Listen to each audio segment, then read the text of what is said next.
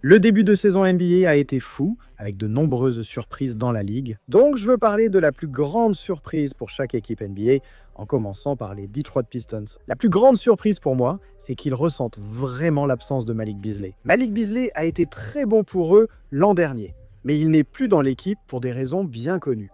Je ne pensais pas que ça les impacterait autant. Personne dans l'équipe ne shoot bien à 3 points actuellement, y compris Duncan Robinson qui était censé être un peu le remplaçant de Malik Beasley. Caris LeVert était aussi censé être ce gars-là. Et il est très clair que les Pistons ont un noyau de 3 joueurs avec Cade Cunningham, Jalen Duran et Astar Thompson, qui sont tous très bons individuellement, mais ils ont du mal à trouver un moyen de les faire fonctionner ensemble collectivement. Cela s'explique en grande partie par les problèmes d'espacement individuel et collectif de certains joueurs et de l'équipe. Malik Beasley a supporté une grande part de ce poids l'an dernier, tirant efficacement à 3 points et tentant souvent sa chance. Il manque de volume et d'efficacité. En début de saison, vous m'entendrez souvent le dire. Mais je suis surpris que cela ait eu un impact aussi négatif sur leur saison. Victor Wembanyama des San Antonio Spurs semble déjà être le meilleur joueur de la ligue en ce début d'année. Bien sûr, il y a Jokic, Shai Gilgeous-Alexander et d'autres. Beaucoup de joueurs dans la ligue ont actuellement des statistiques impressionnantes. Mais si Victor Wembanyama est aussi bon offensivement, s'il tourne à 29-30 points par match, il va gagner le titre de meilleur joueur. Il est tellement bon de l'autre côté du terrain, il a un impact énorme en défense. Il fait tellement d'autres choses pour toi. Si ses stats au scoring sont aussi bonnes, il sera meilleur joueur, surtout si les Spurs performent. Actuellement, oui, ils sont à 4-0 et visent le 5-0, ce qui serait inédit pour les Spurs. Ce qui est un peu fou parce que c'est une franchise qui a déjà eu plusieurs saisons à plus de 60 victoires. Ils ont même eu une saison à 67 victoires. C'est fou qu'ils aient jamais débuté une saison avec 5 victoires d'affilée, ça m'a vraiment surpris. J'étais sans doute plus optimiste que la plupart au sujet de Wemby et des Spurs avant la saison. Je me disais, ok, il va être dans la conversation pour le meilleur joueur, mais que lui, apparemment à ce stade, et seulement à sa 3e année dans la ligue, soit le favori qu'il puisse potentiellement se battre en fin de saison pour le titre de meilleur joueur du monde, c'est clairement en avance sur le calendrier. C'est encore tôt, rien n'est sûr, mais c'est notre situation actuelle, ce qui surprend. Les Charlotte Hornets. Plusieurs équipes vivent cela. Ils sont amusants. Plusieurs équipes sympas dans la ligue, dont les Hornets. Beaucoup dépend de la contribution des rookies. Oui, Lonella a été vraiment bon. Malheureusement, Brandon Miller est encore blessé. J'aimerais vraiment qu'on puisse voir à quoi ressemble cette équipe quand tout le monde est en bonne santé. Lonella ou Brandon Miller restent blessés, mais les rookies ont aussi brillé. Komka Nipple, Kong Brenner et Zion James ont été excellents, tout comme la profondeur et les nombreux atouts de Charlotte. Je suis surpris de voir à quel point j'ai souvent envie de regarder les matchs des Hornets et de me dire « Oh, ils sont plutôt bons ici, ils sont plutôt bons là ». Évidemment, ils ne seront pas bons en défense, mais ils ont plus d'options, surtout dans le front court, que ce que je pensais. Les Houston Rockets. Ma plus grande surprise pour eux, c'est que l'attaque est en avance sur la défense en ce moment. Ils marquent en fait plutôt bien, ils dominent les équipes au rebond offensif. Comme attendu, vu leur taille et leur duo fréquent dans la raquette avec Sengun et Stephen Adams. Donc, les chiffres d'efficacité en attaque, on s'attendait à ce qu'ils soient bons en termes de points par possession. Ils ont beaucoup d'occasions près du cercle et vont dominer la ligue au rebond offensif. La défense n'a pas été mauvaise. C'est juste qu'avec la taille et les joueurs qu'ils alignent sur le terrain, je m'attendais à ce qu'ils soient meilleurs en défense. Certes, l'échantillon est petit, mais pour une équipe que je pensais à l'opposé, c'est assez surprenant. Évidemment, ils essayaient de régler les problèmes au poste d'arrière. Ils essaient de trouver quoi faire avec Reed Sheppard parce qu'ils ont besoin de son tir. Mais quand il est sur le terrain, il va avoir du mal à défendre. Doivent-ils intégrer la défense de zone? Ils doivent trouver des solutions. Le début de saison était lent, c'est ce que je retiens surtout. Ils sont offensivement plus avancés que prévu. Orlando Magic, Paolo Banchero a été décevant, c'est la réalité. Je suis fan de Paolo, je l'aime beaucoup comme joueur. Même avec certaines inefficacités dans son jeu, même avec certains problèmes qu'il a avec son tir en suspension. Je pense qu'il a le potentiel pour être l'un des 10 meilleurs joueurs de la ligue à son apogée. Je pense que c'est ce que Paolo peut devenir et à mon avis, il est déjà très bon en ce moment. Il a mal débuté la saison, perd beaucoup de ballons et rate ses tirs en suspension. Et dans l'ensemble, le Magic semble désorganisé. Desmond Bane n'a pas l'air particulièrement bon en ce moment. Il ne shoot pas bien même sur 2 tirs à 3 points. Franz Wagner manque d'implication offensive. Ceci est en partie dû aux difficultés de Paolo qui tente de lancer son jeu. Et globalement, Orlando a clairement été décevant en ce début de saison. Ils ont débuté par une victoire contre Miami, sans gagner depuis. Et ce n'est pas comme s'ils affrontèrent des équipes très fortes, ils jouent contre des équipes qu'on s'attendrait à les voir battre. Dans une conférence Est plus faible, on attendait de cette équipe qu'elle dépasse 50 victoires. Et c'est inquiétant parce que c'était la saison d'Orlando. Leur direction l'a dit publiquement. Nous essayons d'y aller un peu ici, nous essayons de franchir un cap. C'est pour ça que nous avons échangé pour obtenir Desmond Bain. Nous voyons cette équipe comme une qui peut devenir l'une des meilleures de la conférence. Ça n'arrivera pas si Paolo ne joue pas mieux. Arrête de perdre des ballons, fais mieux circuler le ballon et rentre quelques tirs extérieurs. On a actuellement l'impression que Paolo Banchero est un trou noir, ce qui n'est pas souhaité à Orlando. Je pense que ça ira mieux, mais je suis surpris du mauvais début d'année des Trail Blazers de Portland. Je suis surpris qu'ils aient autant confiance en Shaedon Sharpe. Il a été titulaire à chaque match cette année. Je pense que c'est en partie parce que Scoot Henderson était blessé. Ils ont donc besoin d'attaque et de créativité avec le ballon, ce que Shaedon Sharpe peut théoriquement offrir. Mais il est la définition même d'un joueur que tu regardes. Et tu te dis qu'il est bon et qu'il a de bons moments. À la fin du match, tu vois qu'il a mis 12 points, avec 4 sur 15 au tir et 1 sur 6 à 3 points. Tu réalises qu'en fait, il n'a pas si bien joué, avec à peine plus de 30% de réussite. Je suis juste surpris que, surtout vu à quel point Jeremy Grant a bien joué pour eux en sortie de banc, je suis surpris qu'ils aient continué à lui faire confiance. Peut-être qu'ils ne veulent tout simplement pas bouleverser davantage les choses, vu à quel point le début de l'année a été étrange, allez avec Jancé.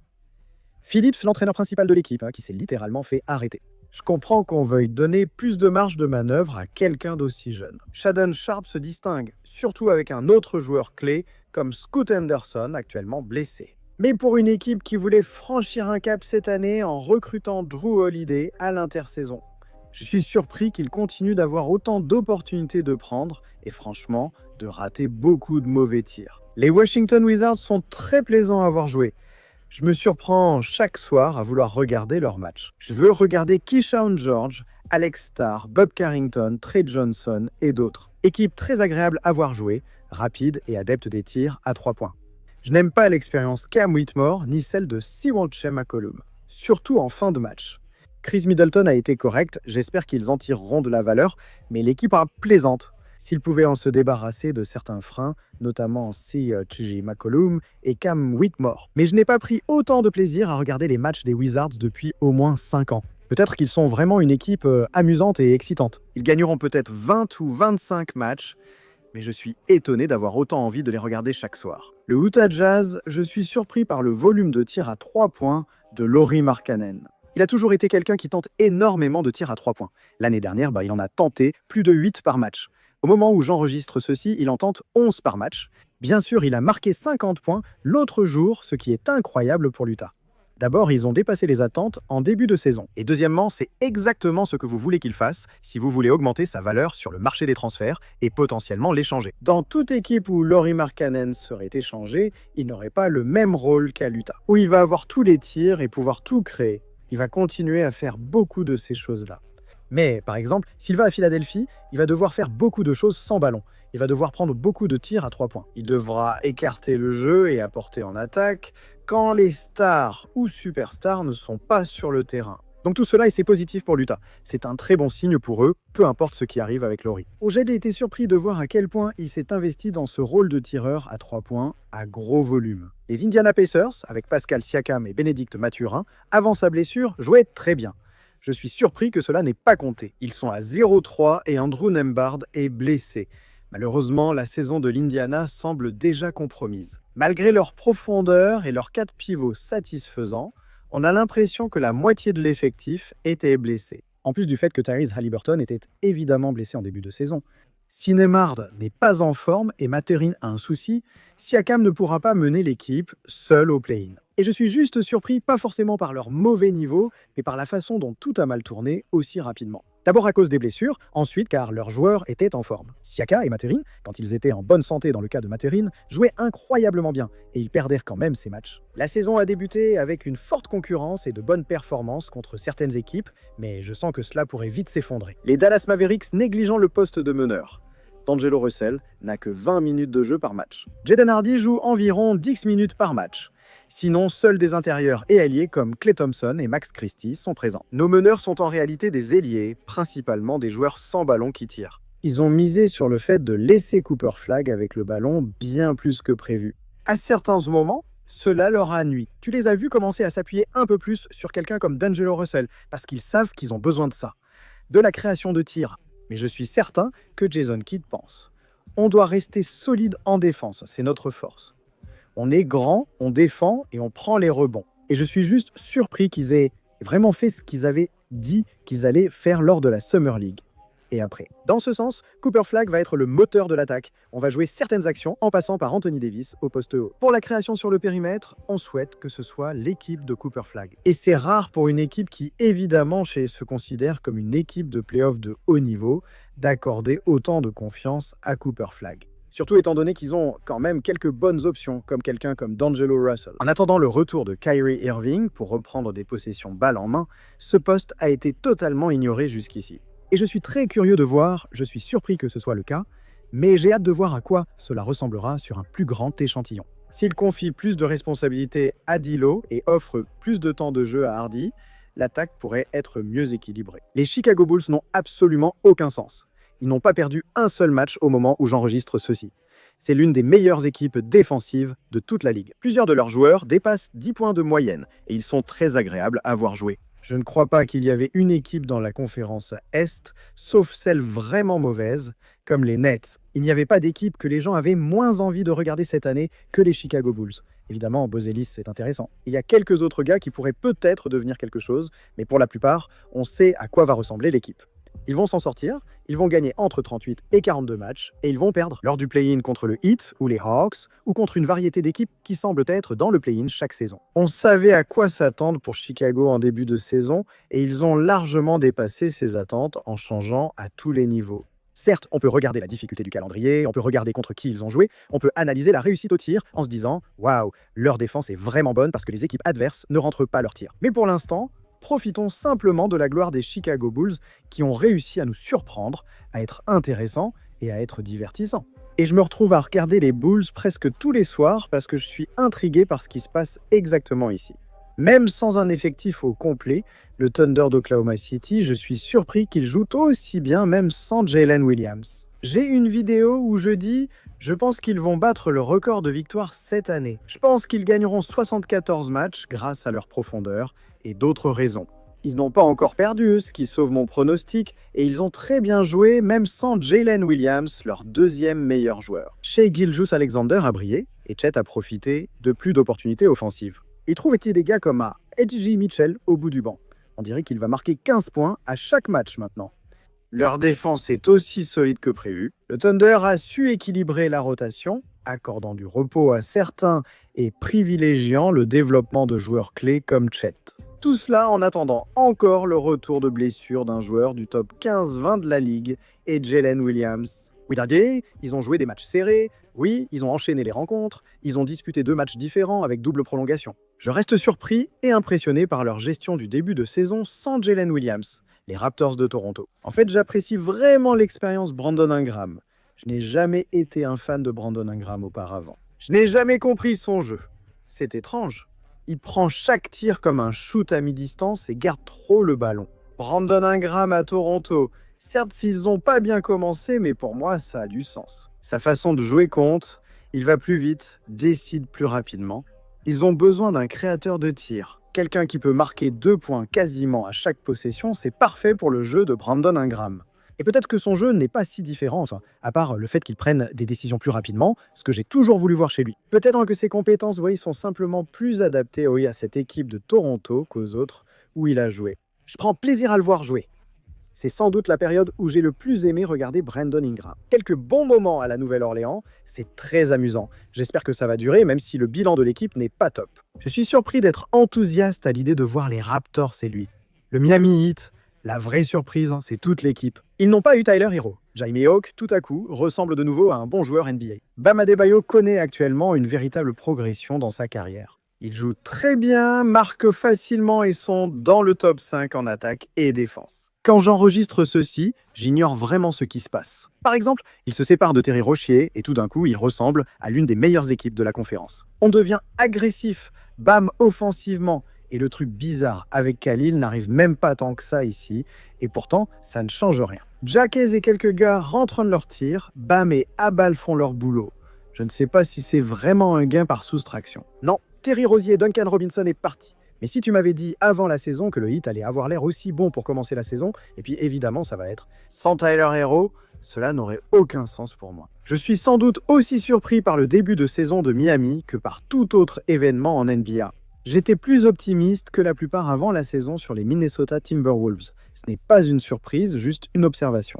Rob Dillingham n'est pas impliqué, il s'est cassé le nez. Il a joué 2 matchs sans que cela semble compter. Le Minnesota gère bien avec ses autres arrières. Terrence Shannon assure et Dante DiVincenzo est titulaire. Ils tentent toujours de tirer le maximum de Mike Conley pour qui ils ont déjà beaucoup sacrifié lors de la draft. Ils pensaient qu'il pouvait devenir un dynamiteur offensif, créateur de tirs à long terme avec Anthony Edwards. Ça ne s'est tout simplement pas produit et ça n'a tout simplement pas eu d'importance. Il joue vraiment bien avec Julius Randle sur le terrain. Naz Reid fait des choses, Rick Aubert fait des choses. Anthony Edwards est absent à cause d'une élongation aux ischio-jambiers et ça n'a tout simplement aucune importance. Minnesota va continuer à faire ce qu'ils font. Et je suis juste surpris d'oublier parfois qu'ils ont même Rob Dillingham dans l'équipe. Je sais qu'il est là, mais quand il joue, j'oublie totalement son absence. C'est la plus grande surprise des Atlanta Hawks. Dyson Daniels a été mauvais, c'était sans doute le joueur révélation de la saison dernière, et il a l'air terrible offensivement. Son jeu défensif est incroyable. C'est amusant car il sera sans doute dans une équipe all-défensive s'il joue beaucoup cette année. Mais il va vraiment en être la définition. Du moins, cette version de Dyson Daniels va être la définition du joueur purement défensif parce qu'il n'apporte rien en attaque. Il a peur de tirer à 3 points, en tente très peu et rate presque tous ses tirs près du cercle. Et ça commence à influencer le temps de jeu que l'équipe veut lui accorder. Son temps de jeu est tombé sous 30 minutes par match, et tout semble aller mal, un vrai rappel du genre « Ah oui, nous n'avons eu qu'une seule saison l'an dernier » où Dyson Daniels était offensivement utilisable. Tout ce qu'il a fait en défense a été récompensé, c'est génial. Mais maintenant, quand tu le regardes, tu te dis que ça a du sens qu'il ait été un peu ajouté dans l'échange de DeJounte Murray. C'est logique que les gens n'aient pas vu ça venir pour lui l'année dernière. Ce ne sont que quelques matchs, mais je suis surpris par sa mauvaise performance offensive et sa confiance affectée. Pour Atlanta, qui avait de grandes attentes, l'équipe n'est pas là où elle voudrait être. Les Lakers de Los Angeles, j'oublie parfois que LeBron est dans l'équipe. Et évidemment, c'est surprenant. Ils ont Luka, qui est maintenant absent pour un petit moment, qui tournait à plus de 40 points par match dans les rencontres qu'il a jouées. Austin Reeves arrive et dit « Pas d'inquiétude, je gère, je vais mettre 50, même si parfois le banc manque de profondeur. » J'ai déjà parlé du fait que Jake LaRavia est très impliqué. Et c'est étrange. Marcus Smart est aussi très impliqué, et c'est un peu bizarre. Côté création avec le ballon, je suis juste étonné. On l'oublie totalement. Peut-être que le meilleur joueur qui ait jamais joué au basket est juste sur le banc, sans jouer. Et c'est une base formidable pour les Lakers pour l'avenir. Ils ont Luka, ils ont Reeves, ils savent que ce seront leurs créateurs de tir. Si ces 2 gars sont dans l'équipe, c'est important car Austin Reeves sera agent libre. S'ils ont ces 2 gars, ils auront une des 8 meilleures attaques de la ligue tant que ces gars seront en bonne santé et joueront à ce niveau. La plus grande surprise des Nets ici, c'est que Michael Porter Jr. a été compétent et il pourrait en fait avoir une certaine valeur d'échange à la date limite, selon la volonté des équipes de prendre en charge l'argent qu'il doit cette saison. C'est un chiffre énorme, il faut trouver de la place pour ça. Mais en tant que joueur de basket, il tire à 40% à 3 points, il a pris énormément de tirs, comme on pouvait s'y attendre de lui à Brooklyn. Ce ne sont que quelques matchs, mais Cam Johnson mérite d'être mentionné plus tard. Tu compares les stats à Cam Johnson, échangé par les Nets avec un premier tour, et Michael Porter Jr. Ils s'en sortent bien dans cet échange, ce qui surprend pour une équipe des Nets, tandis que les Golden State Warriors sont vraiment pénibles à voir. Je suis choqué de voir à quel point Jonathan Kuminga est bon avec cette équipe. Nous savons que les Warriors, quand Draymond, Jimmy Butler et Steph Curry jouent et sont en bonne santé, nous savons qu'ils vont être bons.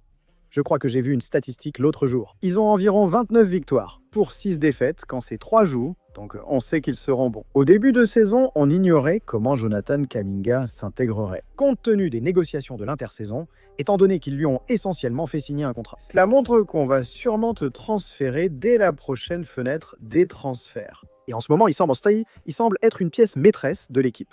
Il défend, il marque de différentes façons sans avoir besoin de dribbler constamment. Il fait beaucoup aux Warriors, il tire très bien à 3 points.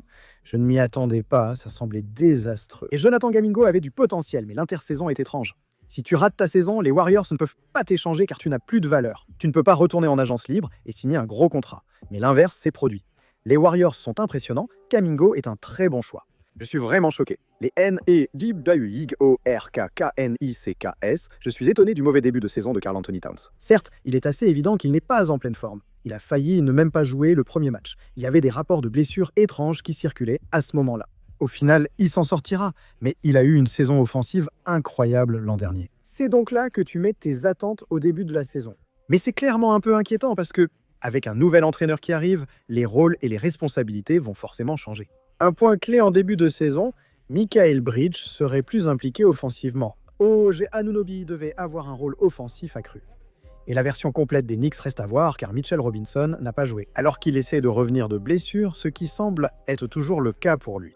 Il devrait débuter avec Karl Towns dans la raquette, ce qui a bien marché en séries éliminatoires. Je ne suis pas du tout inquiet, à part peut-être m'assurer que Karl Anthony Towns est en bonne santé, mais je suis vraiment surpris que ses statistiques soient où est-ce qu'elles sont. Début d'année, les LA Clippers, je suis surpris de les voir parfois aussi apathiques cette saison. Je comprends évidemment que l'intersaison a été étrange pour l'organisation dans son ensemble. Mais avant tout cela, c'était une équipe qui semblait avoir beaucoup d'élan en début de saison. Ils ont dépassé les attentes l'an dernier. La nouvelle salle a été un succès et ils ont ajouté plusieurs éléments à l'intersaison. Bradley Beal, ils ont fait venir John Collins par un échange. Chris Paul fait partie de l'équipe, mais beaucoup oublient qu'il est chez les Clippers. On sentait aussi beaucoup d'élan ici. Équipe âgée mais expérimentée, avec un excellent entraîneur et une bonne dynamique. Tout cela semble avoir disparu dès la première semaine de la saison. Comme je l'ai dit, l'intersaison a été étrange. Je ne m'attendais pas à ce que tout le scandale autour de l'organisation les affecte autant. Mais au final, ils iront probablement bien. C'est sans doute un début lent pour une équipe âgée peu concernée par la saison régulière. Je m'attendais à plus de vie et d'énergie, mais ce ne fut pas le cas pour les Clippers et Cavaliers. Je suis assez surpris de voir à quel point ils sont bons, même sans Darius Garland qui revient de blessure. Leurs 4 joueurs clés sont Jared Allen, Evan Mobley, Donovan Mitchell et Darius Garland. Mais Sam Merrill marque aussi beaucoup. D'autres joueurs sur le périmètre élèvent aussi leur niveau. Comme pour d'autres équipes évoquées, il m'arrive d'oublier que Darius Garland est là, tant Mitchell est fort pour créer seul. Et ça te fait te demander, je ne dis pas que ça va arriver, mais ça te fait réfléchir. À quoi ressemblerait l'équipe s'ils échangeaient Darius Garland pour des raisons financières ?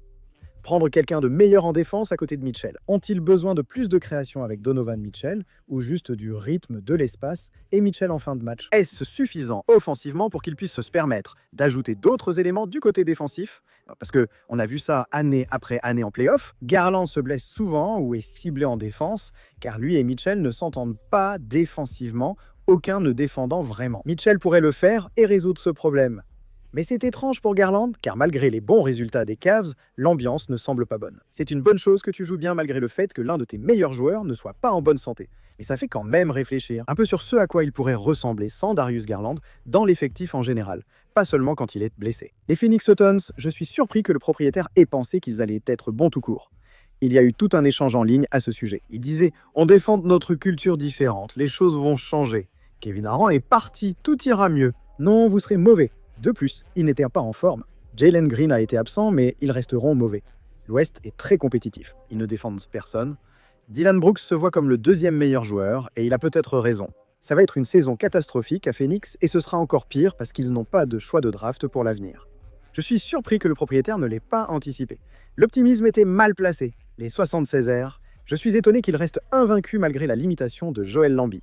VJ Edgecombe a été exceptionnel. Tyrese Maxey a encore brillé, mais reste un peu éclipsé par le début de saison de rookie de VJ Edgecombe. Et Embiid ressemble à un gars qui essaie de redevenir un joueur NBA après avoir joué moins de 20 matchs l'année dernière. Il tente beaucoup de 3 points et ne joue que 20 à 23 minutes par match. On pourrait croire que cela nuirait beaucoup aux Sixers, mais ce n'est pas le cas. Bon, la concurrence n'a pas forcément été exceptionnelle, mais c'était clairement une équipe. Certains doutèrent de leur place à l'Est cette année, mais ils sont actuellement invaincus et leaders de la conférence. Que cela continue ou pas, nul ne sait. Mais le début de saison à Philadelphie est excitant. Les Sacramento Kings ne me surprennent pas. On savait qu'ils seraient mauvais, mais j'ai été surpris par leurs 5 de départ.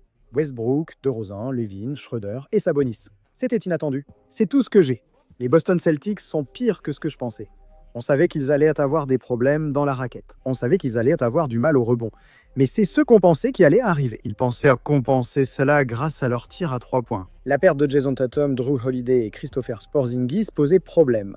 Mais Jaylen Brown et Derek White sont toujours là. Anthony Simons est arrivé et a eu de bons moments, mais Brown et White ont moins bien joué. Derek White a particulièrement eu du mal à marquer. Et si les Celtics ne marquent pas entre 17 et 20 tirs à 3 points par match vu leur volume global, ils auront du mal à battre qui que ce soit, car ils seront dominés au rebond. Ils manqueront de performance en fin de match, faute de joueurs décisifs pour recevoir le ballon.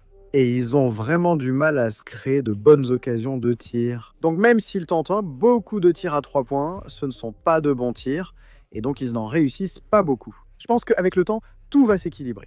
Je doute qu'ils gagnent 20 matchs cette année. Mais c'était l'une des raisons pour lesquelles j'étais si inquiet à leur sujet en début de saison. Parce que je pense que les gens ont vraiment sous-estimé à quel point la raquette allait être mauvaise sans Kristaps Porzingis et sans Tatum. Comme Josh, Mino est très impliqué, Luka Garza est très impliqué. Même si un joueur comme Keita Boucher peut être utile, il ne fera pas une grande différence offensivement. Défensivement, ils ont eu du mal à défendre et à conclure les possessions par un rebond. Parfois, c'est aussi simple.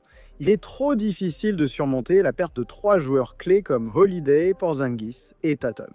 C'est ce qu'on constate actuellement avec Boston et les Memphis Grizzlies. À retenir ici, Cedric Howard, le rookie, affiche 70% de réussite au tir au moment de l'enregistrement.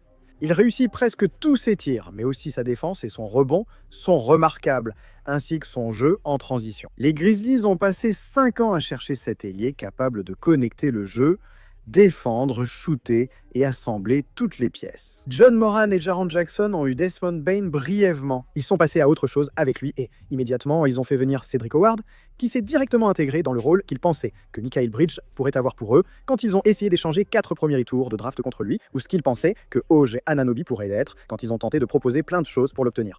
C'était simplement Cedric Howard et on ne pouvait pas attendre d'un 11e choix de draft qu'il occupe ce rôle tout de suite. C'est exactement ce qui s'est passé et c'est énorme pour Memphis. Les Milwaukee Bucks sont encore plus impressionnants que je le croyais. En début de saison, tu examines leur effectif. Avec l'arrivée de Miles Turner, c'est bien, mais sur la ligne arrière, seul A.J. Green me plaît vraiment. Gary Trent est plutôt solide, Cole Anthony va être très impliqué, Ryan Rollins est plutôt bon, mais c'est à peu près tout. Et donc c'est un front court avec Kuzma, qui ne commence même pas titulaire, Giannis et Miles Turner, et puis juste un mélange de plein de joueurs bizarres dans le backcourt. Je pensais que c'était une équipe de 42 à 44 victoires en conférence Est faible, mais Giannis a dit non. Je vais juste devenir un bien meilleur passeur cette saison. Je vais être encore plus agressif pour aller au cercle, je vais prendre encore plus de responsabilités. Il a résolu tous leurs problèmes et a rendu ses arrières, pourtant peu talentueux, bien meilleurs. Il les fait fonctionner parce qu'il est soudainement devenu aussi bon passeur. Ils marquent leurs tirs et défendent efficacement le cercle. Avec lui et Miles Turner, je ne pensais pas craindre autant les Bucks. Mais si ça continue, même si la saison vient de commencer, s'ils continuent ainsi, ils pourraient bouger à la date limite. Kuzma pourrait rejoindre une autre équipe et en former une vraie. Si je suis les Cavs, je n'ai pas envie d'affronter Giannis dans une série de playoffs. Si je suis les Knicks, je n'ai pas envie d'affronter Giannis dans une série de playoffs. Ils font plus peur que ce que je pensais. Ils l'étaient, les Denver Nuggets. Je suis surpris que Cam Johnson ait été aussi mauvais. C'était évidemment un gros mouvement pendant l'intersaison qui a enthousiasmé beaucoup de monde. Presque tous ont apprécié ce mouvement. À terme, ça ira, mais on attend toujours que chacun s'adapte à Nikola Jokic. Cam Johnson ne réussit pas ses tirs à 3 points et en tente peu. C'est un grand changement de rôle pour lui, après Brooklyn où il crée plus que jamais avec le ballon. À Denver, Judah joue comme Michael Porter, sans ballon. Début de saison étrange pour lui et surprenant pour Denver. La dernière fois, les Pélicans de la Nouvelle-Orléans. Plus rien ne me surprend avec cette équipe. Je suppose que je suis surpris que Trey Murphy ne joue pas particulièrement bien, mais je veux dire... Zion est blessé. Ils ont échangé leur premier tour, les rookies semblent corrects, Jeremiah Fierce paraît bon et Derek Queen devrait s'en sortir. Ils gagneront sans doute 25 à 32 matchs, Zion jouera environ 45 matchs et ils céderont un choix du top 10, rien de surprenant.